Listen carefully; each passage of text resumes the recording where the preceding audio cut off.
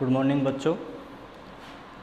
जैसा कि आप सभी को पता है कि कोरोना महामारी के चलते आपकी ऑफलाइन क्लास नहीं हो पा रही हैं, तो इस वजह से हम ऑनलाइन क्लास आपके लिए उपलब्ध करवा रहे हैं।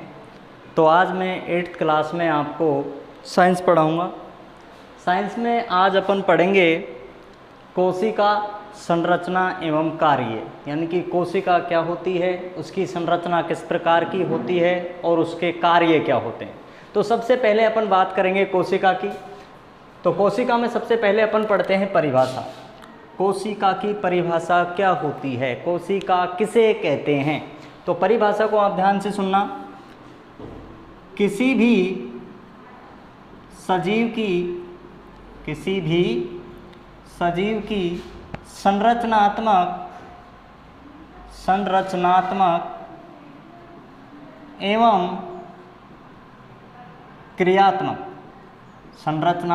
एवं क्रियात्मक इकाई को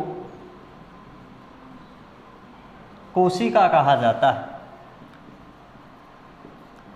कोशिका कहा जाता है किसी भी सजीव की, यानी कि कोई सा भी सजीव हो, पेड़ पौधे जीव जंतु। सजीव में कौन कौन आते हैं? जो श्वसन करते हैं, जो गमन करते हैं, जो जनन करते हैं। ये सब गुण किसके होते हैं? सजीवों के। तो सजीव जो होते हैं वो कोशिका से मिलकर बने होते हैं, यानी कि इन सजीवों की संरचनात्मक और क्रियात्मक जो इकाई होती है उसको कोशिका कहा जाता है।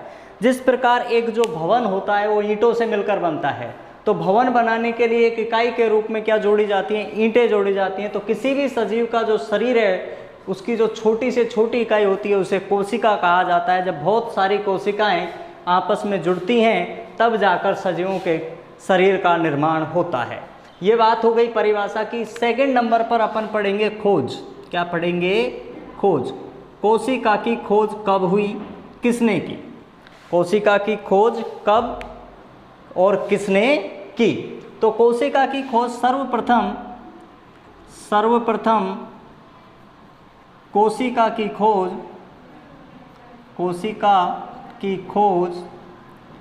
सन 1665 में रॉबर्ट हुक के द्वारा की गई। रॉबर्ट हुक के द्वारा की गई सर्वप्रथम कोशिका सन 1665 में। खोजकर्ता का नाम यहाँ पर क्या है? वैज्ञानिक था रॉबर्ट हुक, जिन्होंने की कोशिका को सर्वप्रथम खोजा था। ये जो कोशिका थी, ये कोशिका पादप की छाल, यानी कि कॉर्क, जिसे क्या कहा जाता था? कॉर्क में खोजी गई तथा यह कोशिका मृत कोशिका थी। पहली बार जो कोशिका खोजी गई वो कोशिका कैसी थी? मृत कोशिका थी, जीवित नहीं थी वो कोशिका। कैसी थी? मृत कोशिका थी। इनके बाद सन 1674 में, उसके बाद सन 1674 में एंटवॉन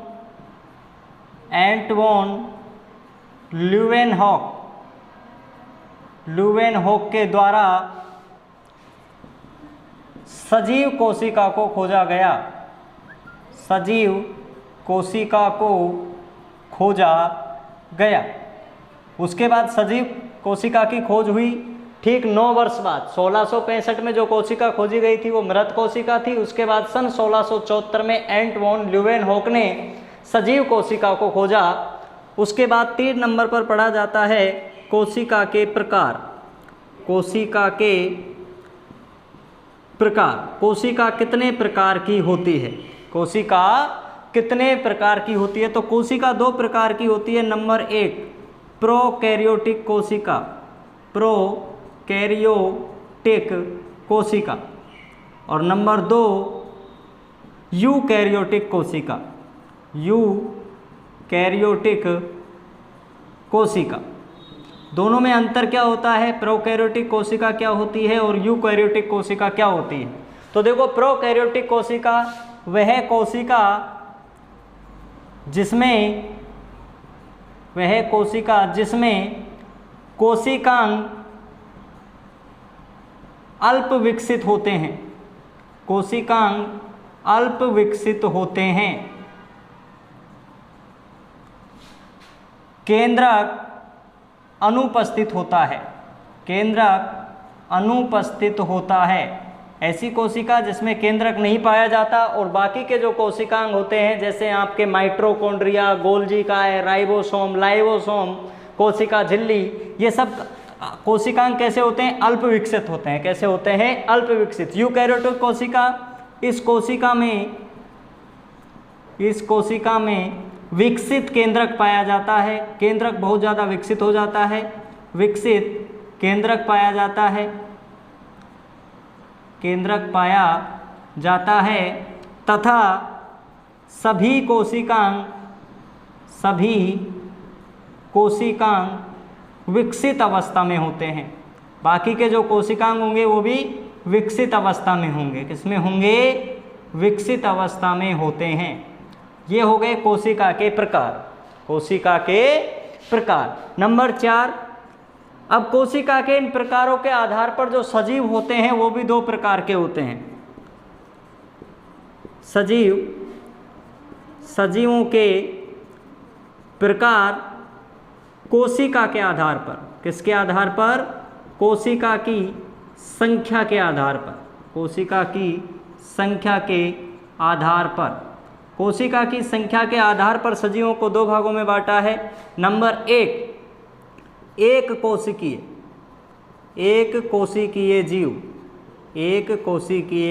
जीव, और नंबर 2 बहुकोशिकीय जीव। देखो यहाँ पर नाम से पता पड़ रहा है एक कोशिकीय जीव, ऐसे सजीव जिनका शरीर एक कोशिका से मिलकर बना होता है, एक कोशिका से मिलकर बना होता है। ऐसे भी जीव होते हैं जिनके शरीर में एकमात्र कोशिका पाई जाती है और एक ही कोशिका से पूरे शरीर का निर्माण हो जाता है। उदाहरण अमीबा, युग्लिना, पैरामीशियम, ये सब एक कोशिकीय जीव होते हैं, एटसेट्रा। इसके अलावा भी बहुत सारे होते हैं। बहुकोशिकीय जीव, ऐसे जीव जिनका शरीर एक से अधिक कोशिकाओं से मिलकर बनता है। ऐसे जीव जिनका शरीर एक से